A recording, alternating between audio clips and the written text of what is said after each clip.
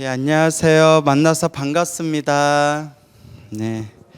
자, 우리가 생활 속의 기도법 교재를 저번에 다 마쳤어요. 그죠?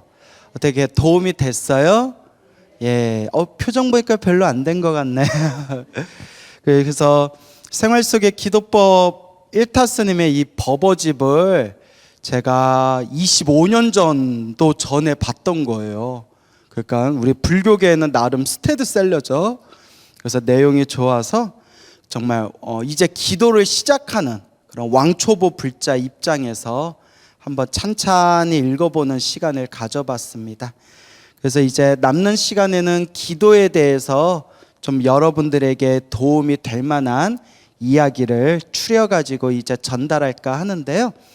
그동안 우리가 배운 걸 조금 정리해 볼게요. 우리 불자님들 절에 오랫동안 많이 다니신 분들은 일단 기도하는 법이 어느 정도 몸에 익었어요. 그렇죠? 절에 가면 부처님께 삼배부터 올리고 또 각자 그동안 해왔던 기도를 하면서 또 이제 가정에서 또 사찰에서 신행생활하는 그러한 습관들이 절에 오래 다니는 불자님들은 그런 것들이 쌓였는데, 우리 이제 막 절에 다니기 시작하거나 이제 막 기도를 본격적으로 시작하는 분들이 사실 어려운 게 아닌데 자꾸 스스로 어렵게 생각을 해요. 기도는 어떻게 해야 돼요? 그리고 기도라는 게 뭔가 특별한 게 있을 거다라고 자꾸 스스로 번뇌를 만드는 것 같아요. 그래서 이제 늘 말씀드리지만 이제 앞에서 우리가 다 배웠던 거예요. 살짝 복습 삼아서 얘기를 하자면, 자, 일단 기도라는 것은 뭐 어떤 기도가 더 낫다라는 게 사실상 없어요. 그래서 늘 말씀드리지만 부처님을 향한 모든 기도는 어떻게 된다? 하나로 통한다라고 늘 말씀드렸어요. 부처님을 향한 기도는 하나로 통하게 된다. 그래서 관음 기도를 하든 지장 기도를 하든 뭐 금강경독송을 하든 혹은 뭐 법화경 기도를 하든 부처님을 향한 간절한 기도는 하나로 통해요. 제가 그런 이야기를 여러분들 귀가 아프도록 수없이 말씀을 드렸죠. 왜냐하면 제가 기도가 피받은 수백 명의 불자님들을 직접 만나고 목격하고 귀로 듣고 그렇게 경험을 나눴잖아요. 어떤 기도가 더 낫다라고 딱 규정 지을 만한 기도가 없어요. 어떤 분은 관세음보살 불러서 가피 받은 분도 있고, 어떤 분은 지장보살 불러서 가피 받은 분이 있고, 어떤 분은 금강경을 해서 가피 받은 분도 있고, 어떤 분은 법화경을 해서 가피 받은 분도 있고, 각자가 받은 그 가피의 체현담을 찬찬히 통계를 내보고 분석을 해보면 결국 어떤 기도든 부처님을 향한 간절한 기도는 결국 하나로 통하게 되는구나라는 결론에 이르게 되는 거예요. 그래서 예전에는 제가 이렇게 기도가피 이야기를 많이 하다 보면 신도님들한테 그런 질문 많이 받았다고 했죠? 무슨 기도가 더 좋아요? 어떤 기도를 해야 효과가 더 빨라요? 라는 질문을 많이 받았다고 했죠? 그런데 이제 우리가 명심해야 되는 게 그런 기도는 없다. 부처님을 향한 간절한 기도는 하나로 통한다.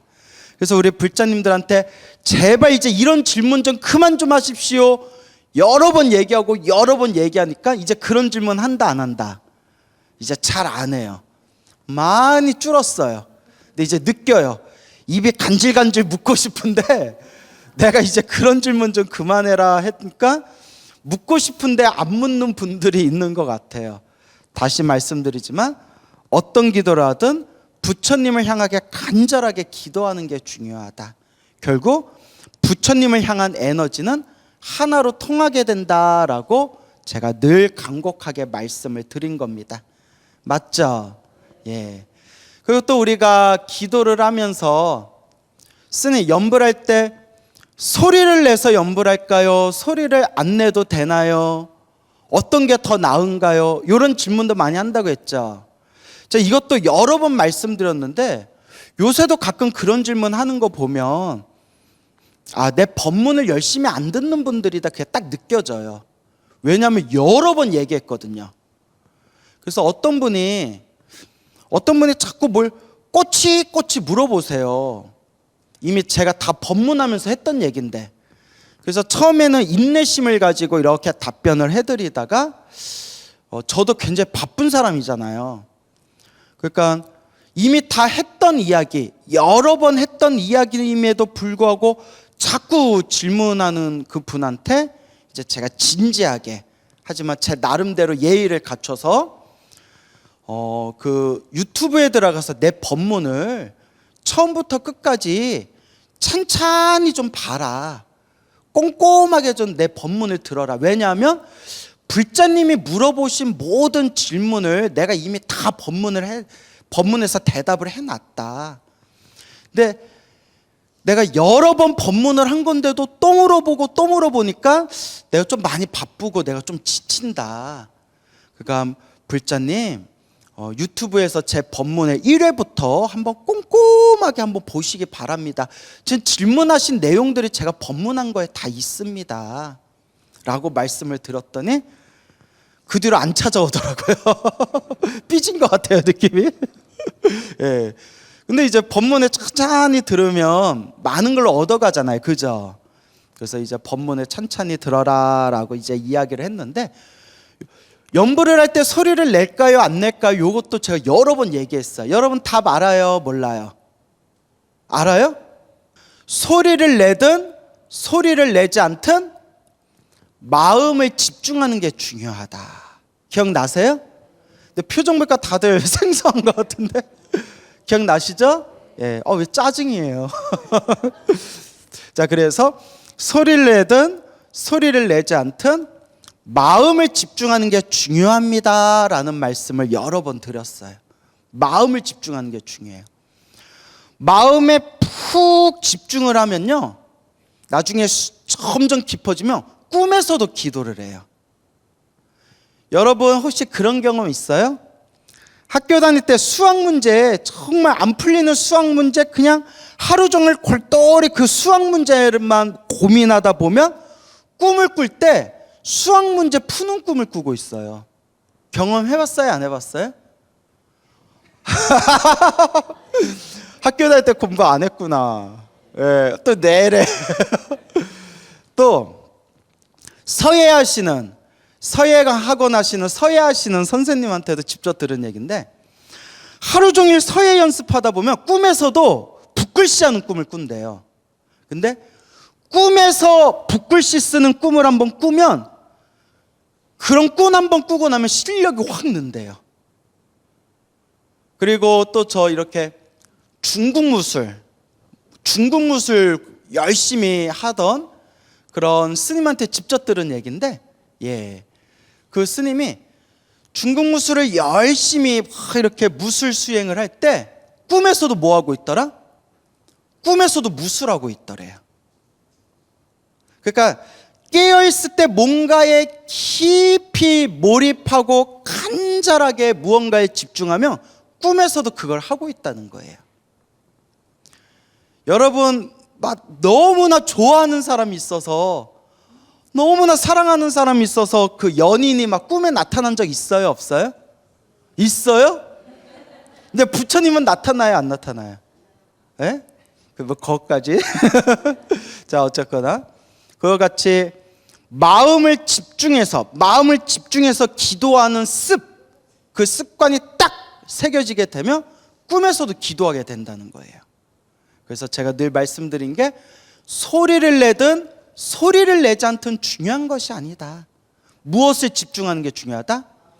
마음을 집중하는 게 중요하다 라고 늘 말씀을 드린 겁니다. 그리고 이제 또 스님, 기도할 때 무조건 절에서 기도해야 되나요? 근데 제가 또 이런 부분을 많이 언급을 했지만 절에서 기도하면 좋긴 해요. 왜냐? 특히 유명한 기도도량일수록, 막 천년고찰 이런 기도도량일수록. 왜냐하면 확실히 우리가 그 풍수질이라고 하잖아요. 풍수질이가 별게 아니라 그 에너지의 흐름이에요. 에너지의 흐름. 기도를 많이 한 사찰, 혹은 옛날 도인 스님들이 딱 점지한 사찰들은 확실히 에너지가 있어요. 그 힘이 있어요. 그러니까 한마디로 에너지의 힘이에요. 하지만 그렇다고 꼭 사찰에서만 기도해야 갚이 받는 것은 아니다. 제가 우리 불자님들의 기도 갚이 받았던, 엄청난 기도 갚이를 체험했던 이야기들 우리가 살펴보면 너무나 절에 갈 시간조차 없어가지고 집에서 기도하거나 몸이 아파서 병원에서 기도하거나 혹은 직장에서 혹은 자영업하면서 그냥 틈틈이 생활 속에서 틈틈이 간절히 기도해가지고 절에 가지 않았는데도 간절히 기도해서 갚이 받은 분들이 많아요. 여러분들 그런 얘기 저한테 많이 들었죠? 그러니까 절에서 기도하며 에너지라는 입장에서는 확실히 기운을 더 받는 것은 있지만 꼭 절에서만 기도해야 갚이 받는다라는 것은 아니다. 중요한 것은 뭐가 중요하다? 이미 답이 다 나왔잖아요. 마음. 그 간절한 마음이 중요하다 라는 말씀을 여러분들 귀가 그냥 따갑도록 제가 드리잖아요. 그렇죠, 여러분? 그래서 그 간절한 마음. 그리고 또 이런 질문을 또 많이 받잖아요. 스님, 기도할 때, 집에서라도 기도할 때 초를 켤까요? 꼭 향을 올려야 되나요? 꼭 물을 떠야 되나요? 근데 저는 이제 불자님들한테 집에서 기도할 때는 굳이 초 같은 거 켜지 말아라. 왜냐면 위험해요. 뭐하다? 예, 위험해. 불 같은 거 붙을 수도 있고. 그리고 향 같은 것도, 여러분, 저는 집에서 향 많이 피우는 걸 좀 반대하는 입장이에요. 왜냐하면 저도 그동안 살아오면서 선배 스님들 모습을 봤잖아요. 좋은 향은 상관없어요. 좋은 향. 옛날에부터 내려오는 뭐 침향 같은 거. 그런 좋은 향은 약이 될 수 있지만 겁나 비싸요. 뭐 몇십만 원, 몇백만 원 해요. 근데 우리가 시중에서 쉽게 구할 수 있는 화학 재료로 만들어진 향들은 밀폐된 공간에서 향 냄새를 많이 맡으면 뭐가 망가진다? 기관지가 망가져요. 예. 그렇기 때문에 저는 환기가 잘 되지 않는 그런 공간에서 향을 많이 피우는 것을 저는 웬만하면 자제해라. 웬만함이 아니라 건강을 생각해서 하지 말아라 그래요. 무슨 말인지 알겠죠? 그래서 뭐 초를 할 필요도 없고 향을 피울 필요도 없어요. 뭐가 중요하다? 간절한 마음. 부처님은 다 아세요. 촛불을 켜야만 부처님이 보시고 촛불을 켜지 않으면 부처님이 못 보신다. 말이 돼요, 안 돼요? 안 되잖아요. 조금만 상식적으로 생각하면 알 수 있잖아요. 부처님은 오직 중생의 무엇을 본다? 마음. 그 간절한 마음. 나의 그 간절한 마음이 부처님과 부처님의 에너지와 주파수가 딱 맞아떨어질 때, 그때 이제 우리가 흔히 말하는 감응이라는 게 이루어지는 거예요. 감응. 우리 앞에서 다 배웠죠? 그러니까 그 간절한 마음이 중요해요. 그리고 여러분, 절에서 향을 피울 때에도 스님들이 기관지 안 좋은, 기도 많이 하신 스님들 중에 기관지 안 좋은 스님들이 많아요. 그러다 보니까 저도 20여 년 전에 경험을 했는데, 특히 부처님 오신 날 때, 그럴 때 그 법당에서 목탁 치고 있는데 막 그냥 석가탄신을 부처님 오신 때 신도들이 막 수백 명, 수천 명, 수만 명이 오잖아요. 그때 저는 저기 지방의 시골절에 있었는데 향로가 컸어요. 향로가 내 머리보다 컸어요. 내 머리에 쏙 들어갈 정도로 향로가 컸는데 법당 들어오는 신도들마다 뭘 켜요? 향을 키우는데 나중에 모닥불이 피어오더라고요. 모닥불이. 와, 앞에서 내가 캑캑거리면서 내가 기도를 했어요. 스님이 기침을 하든 안 하든 신경 안 쓰고 무조건 자기 향 피우는 거예요. 그때 난 뭘 느꼈냐면 되게 이기적이다. 신도들이 참 이기적이다. 스님이 부처님 오신 날 정근하면서 막 2시간 동안 정근하면서 막 그 향냄새에 막 목이 막 컬럭컬럭거리는데도 그냥 막 향 피우는 거예요. 간혹 그냥 좀 착한 보살님들은 아이고 우리 스님 목 상하겠다. 아이고 웃자노. 아이고 웃자노. 좀 그러시더라고요. 근데 조금만 상식적으로 생각해 보세요. 스님이 기도하고 계시는데 스님들 중에 기관지 약한 스님들이 많아요. 물론 환기가 잘 되면 되지만 스님 기도하는데 바로 불단 앞에서 향 피우면 우리 전문 용어로 뭐라고 하죠? 다이렉트라고 하죠. 다이렉트로 향냄새가 콧구멍이 막 쏠린단 말이에요. 그러면 여러분 그냥 우리가 상식적으로 생각해 봅시다. 아유 이거 향 피우면 우리 스님 기관지 안 좋고 목이 안 좋으실 텐데 에이 마음의 향을 피우는 게 중요하지 괜히 스님 불편하게 목 아프시게 향 피우지 말자 라는 게 더 복을 받을까요? 아니면 기침하든가 말든가 저 중이 죽든가 말든가 나는 내 향 귀엽고 꽂아야겠다 그게 더 복을 많이 받을까요? 어려워요? 네. 후자? 전자겠죠. 아유 기도하는 스님 기관지 안 좋으실 수도 있는데 그냥 향 피우지 말고 연기 나는 향 피우지 말고 내 마음의 향을 피우자. 그게 더 복 받는 거 아닐까요? 그렇죠. 예.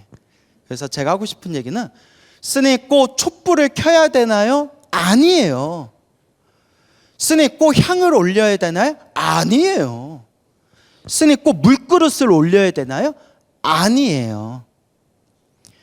오직 무엇이 필요할 뿐이다? 간절한 마음이 필요할 뿐이다. 단 복짓는 공양을 올리는 거예요. 옛날에는 등불이 귀했잖아요. 그러니까 등불 공양을 올리는 거예요. 또 물, 깨끗한 부처님께 물 공양을 올리는 거예요. 옛날에는 차를 올렸대요. 부처님께 물 공양 올리고 부처님께 맑고 깨끗한 향 공양을 올리는 거예요. 근데 조금만 생각해 보면 쌀 공양을 올릴 수도 있고 쌀 공양을 올릴 수도 있고 얼마든지 다른 공양물로 또 올릴 수가 있는 거예요. 부처님은 그런 말 하시지 않았지만 이건 오해하시면 안 돼요. 뭘 공양 올려야 될지 모르겠으면 부처님은 절대 그런 말씀 안 하셨지만 그냥 현금으로 드리는 것도 괜찮아요. 예, 이거 웃자가면 왜냐하면 어제 어버이날이었죠. 예, 뭐 어머니 아버지 선물 뭐 사드릴까요 하니까 뭐라고 하신대요 요새? 야 그냥 현금으로 좀 줘라. 이래. 그래서 제가 그냥 장난친 거예요. 예. 알겠습니까? 그래서 그 간절한 마음이 중요하다. 여러분 그냥 기도만 할 때도 그냥 기도만 하는 건 좀 기도빨이 떨어져요.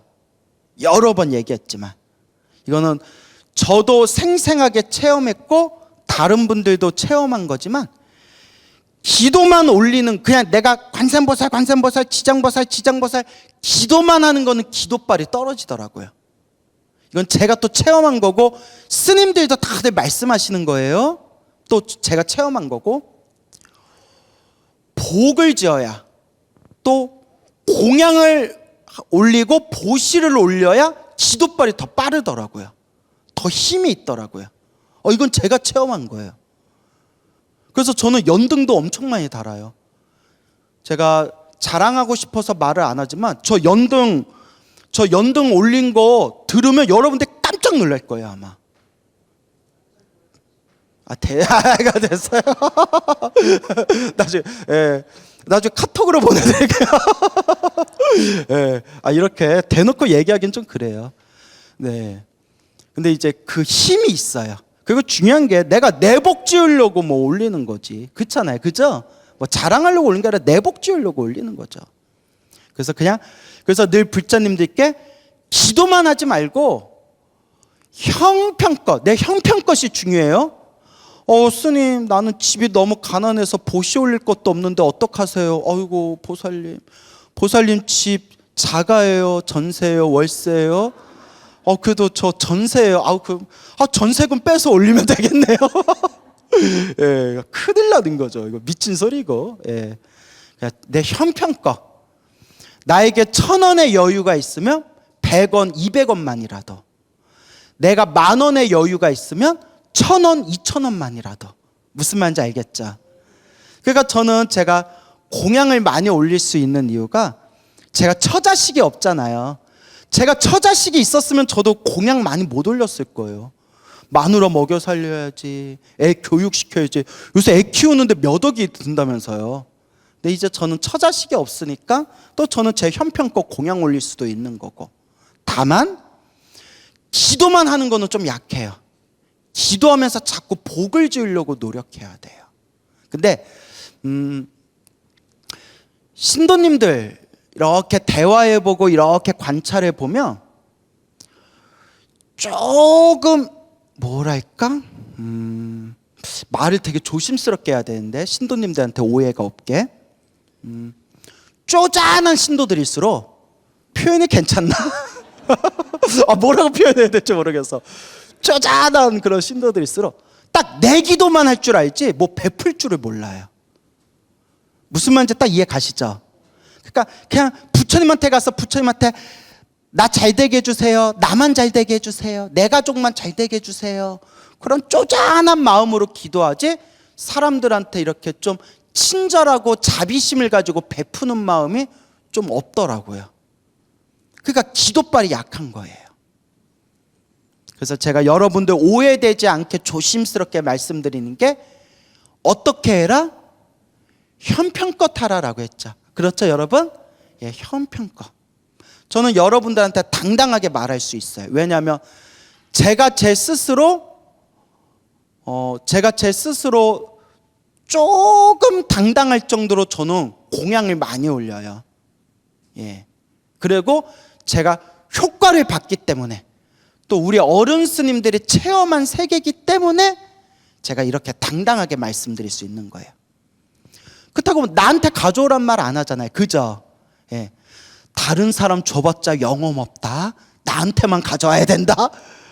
그러니까 이거 완전 사입이 되는 거죠. 그래서 기도하면서 복을 줄 줄 알아야 된다. 당연한 거죠? 예. 그리고 세 번째가 늘 말씀드리지만 마음을 좀 어떻게 해야 된다? 마음을 잘 써야 된다. 이 세 가지가 딱 잘 맞아떨어지면 여러분들 업의 에너지, 여러분들의 팔자가 점점 좋은 쪽으로 이제 바뀌어 나가게 되는 거예요. 여러분 이제 기도하면서 그런 걸 이미 체험하신 분들이 있죠. 예, 여기 앉아 계신 분들 중에서도 저한테 찾아오셔서 스님 법문 들으면서 자꾸 기도하고 복 지으려고 노력했더니 살아가는 게 너무 정말 예전보다 많이 편안해졌어요 라는 분들이 지금도 앉아 계세요. 그런 얘기 들으면 제가 막 자부심이 느끼죠. 부처님 법이 거짓이 아니구나. 단 꾸준히 해야 됩니다. 어떻게 해야 된다? 꾸준히 해야 된다. 그런데 이제 여기서 문제가 생겨요. 자기 나름대로 정말 열심히 기도하고 정말 열심히 복을 지었다라고 생각되는데도 막 안 좋은 일이 생길 때가 있어요. 힘들고 괴롭고 답답한 일들이 막 생길 때가 있어요. 스님, 제가 이렇게 열심히 기도했는데 왜 저한테 이런 일이 생기나요? 스님, 기도하면 뭐합니까? 기도해도 기도 안 했을 때와 똑같이 이렇게 힘든 일들이 생기는데 뭐하러 기도합니까? 이렇게 마음이 흔들리는 분들이 분명히 있어요. 그래서 제가 또 여러분들 그냥 귀가 아프도록 드린 이야기가 크게 받을 걸 어떻게 받는다? 작게 받는 거다. 과거 전생에서부터 지었던 크게 받을 업보를 지금 작게 받고 있는 것이다 라고 말씀드리지만 머리로는 이해하는데 막상 자기가 그런 일을 겪으면 막 흔들려 버려요. 그러니까 아직 불심이 약해서 그래요. 근데 제가 또 이런 얘기를 해요. 인과법, 무슨 법? 내가 지은 원인 따라 내가 그 결과를 받는다. 인과법. 인과법은 기브 앤 테이크예요. 너무 어려운 말 썼나요? 주는 대로 받는 거예요. 내가 그렇게 불심이 약하고 조금만 나쁜 일 생겨도 마음이 흔들리는 그런 믿음을 갖고 있는데 그런 마음으로 어떻게 복을 받겠냐는 거예요. 조금만 생각해 보세요. 제 말 틀렸습니까? 맞습니까? 믿습니까? 아니 내가 좀 부처님한테 기도하면서 나 기분 좋을 때는 부처님 믿습니다 하다가 나 좀 힘들고 괴롭고 답답하면 막 마음이 흔들려 버리는데 그런 마음에 어떻게 복이 가겠냐는 거예요. 왜 자기 마음을 닦을 줄 모르면서 애꿎은 부처님한테 영험이 있니 없니 광우스님 법문 개뻥이니 영험 없느니 왜 그런 마음을 일으키냐는 거죠. 제가 늘 불자님들께 말씀드렸잖아요. 여러분 부처님 믿는다고 기도한다고 모든 일이 저절로 다 풀리는 게 아닙니다. 제가 항상 밑밥을 깔았잖아요. 내가 지은 업은 누가 받습니다? 결국 내가 받습니다. 기도를 많이 해도 나쁜 일이 생길 땐 나쁜 일이 생깁니다. 결국은 그냥 내가 닦는 거, 내 숙제와 내 빚은 내가 갚는 거, 그게 부처님 가르침입니다. 타종교도 그래요. 타종교 애들은 우리들보다 뻥이 더 심해요. 모든 걸 그분이 다 결정하신대요. 하늘에 새가 날아가다가 새가 하늘에서 뚝 떨어지는 것조차도 그분의 뜻이래요. 그분만 믿으면 모든 일이 저절로 풀린대요. 두 글자로 뭐라고 하죠? 개뿔. 타종교 믿는 사람들도 그쪽 얘기 들어보면 얼마나 골치 아픈데요. 예? 제가 아시는 분의 시골 지방에서 교장까지 하셨던 어르신이 계세요. 그분은 젊은 시절부터 독실한 믿음을 가진 타종교 신자였어요. 그래서 늘 그분께 은혜를 갖고 싶은 마음으로 당시 또 옛날 공무원들은 또 이렇게 연금 같은 거 많이 받았잖아요.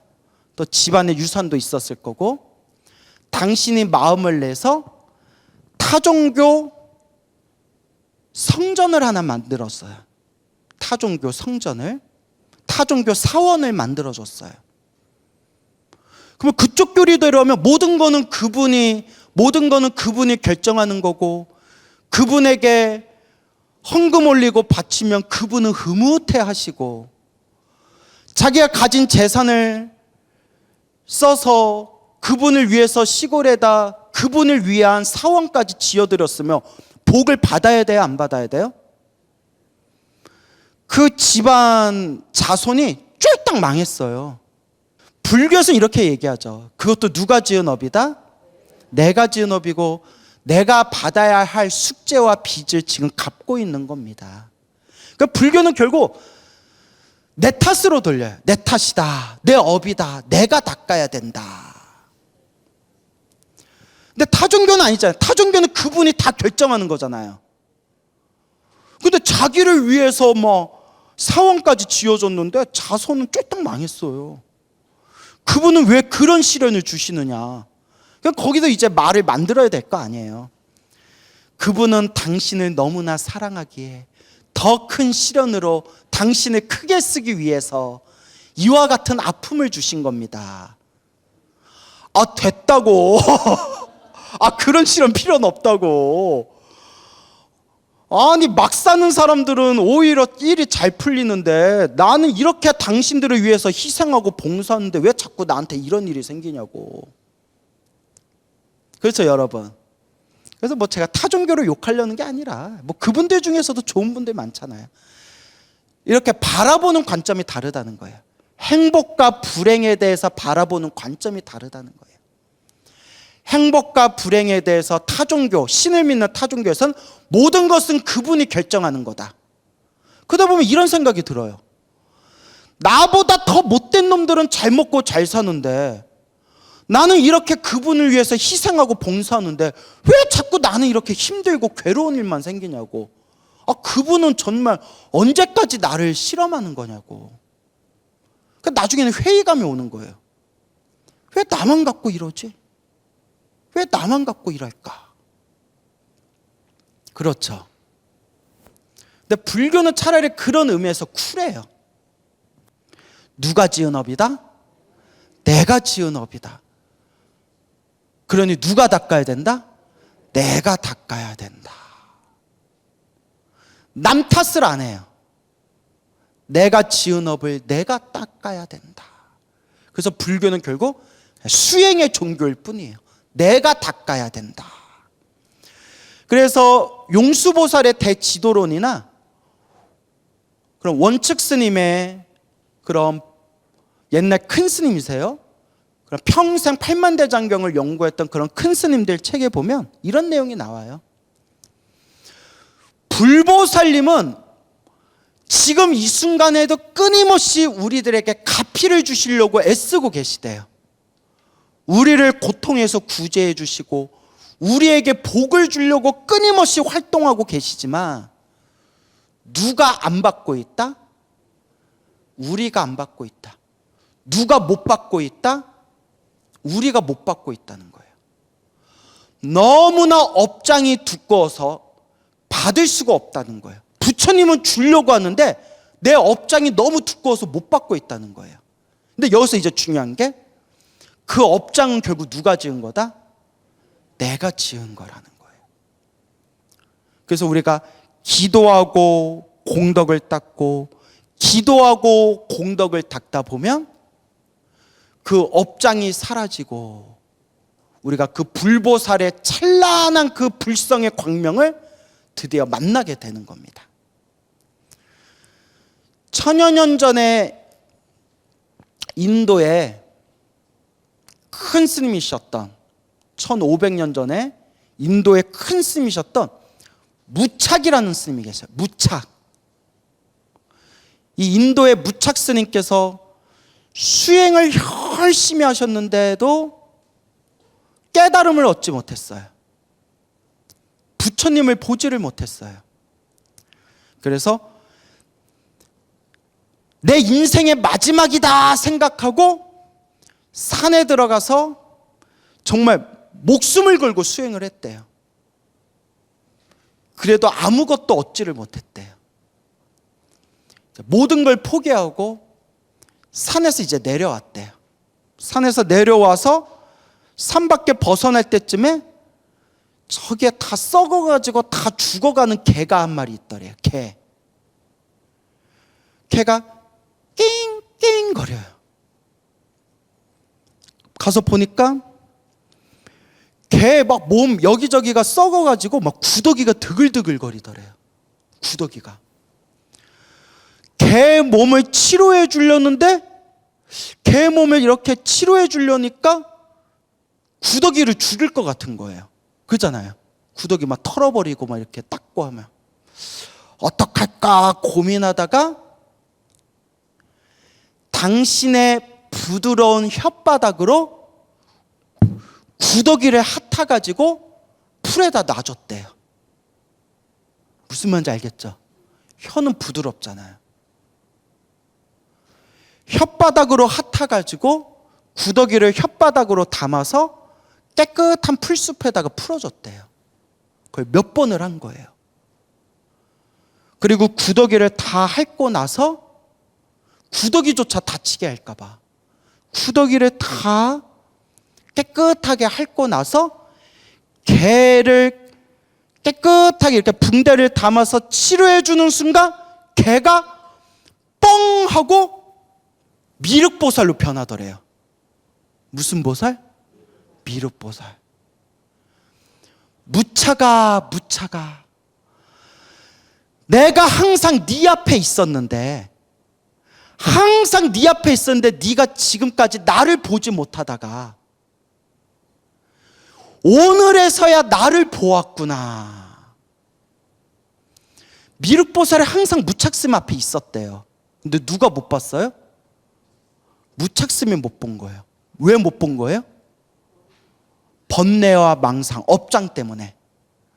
하지만 그 구더기가 득실거리는 다친 그 강아지를 구해주기 위해서 그 더러운 구더기를 자기 혓바닥으로 핥아가지고 그 강아지를 치료해주는 순간 그 지극한 자비심, 그 자비심의 에너지가 임계점을 넘어가면서 순간 업장이 소멸하면서 비로소 살아있는 누구를 친견하게 된 거예요? 살아있는 미륵보살을 친견하게 된 거예요. 그리고 미륵보살에게 법을 받아서 깨달음을 얻었다라는 내용이 지금까지 전해지고 있어요. 너무 아름답죠? 근데 우리는 머리로 알아도 실천하기가 어려워요. 저도 구더기 한번 핥아보려고 했거든요. 아직은 내가 솔직히 인정할게. 내가 수행이 너무 부족해서 그냥 미륵보살 나중에 보자. 그냥 미륵보살 나중에 보자. 그러니까 그래서 제가 늘 얘기하는 거예요. 말로는 무슨 말을 못해요. 말로는 나도 내가 깨달았다는 말 말로는 나도 하겠다. 부처님 가르침을 공부하면 말이 필요 없어요. 요새 유튜브를 보면 그렇게 깨달았다는 사람들이 많아요. 말로는 무슨 말인데 못하겠습니까? 말 잘하는 거하고 수행하고는 큰 관계가 없어요. 얼마큼 내가 자비심의 행을 펼치는가. 그래서 불교 공부를 하면 할수록 사람이 겸손해질 수밖에 없어요. 나는 상상조차 할 수 없는 일을 우리 거룩하신 불보살님은 이 모든 육바라밀 공덕을 다 완성하셨구나. 그 거룩하신 불보살님들 수행 앞에서 겸손해질 수밖에 없어요. 여러분들이 다 썩어가는 강아지의 구더기를 혀로 핥아서 강아지를 치료해 줄 정도 되면 제가 인정해 드릴게요. 나중에 인증샷 딱 찍어가지고 보내는. 예. 그래서 자꾸 그냥 닦는 수밖에 없어요. 뭐 하는 수밖에 없다? 닦는 수밖에 없다. 이렇게 한 걸음 한 걸음 닦아가는 거예요. 늘 겸손한 마음으로. 부처님 앞에서 늘 겸허한 마음으로. 그래서 불보살님은 항상 우리를 구제해 주시려 하지만 누가 스스로 보지 못하는구나? 업장 많은 중생들이 스스로 보지를 못하는구나. 우리가 기도하고 기도하면서 알게 모르게 사실 내 업장이 다 점점 소멸하고 있는 과정이지만 우리 중생들은 조금만 힘든 일이 생겨도 그냥 마음이 막 흔들려 버리는구나. 그래서 나온 유명한 말 있죠.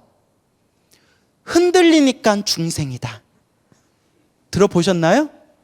뭐 내가 지었는데 뭘 들어요. 그래요.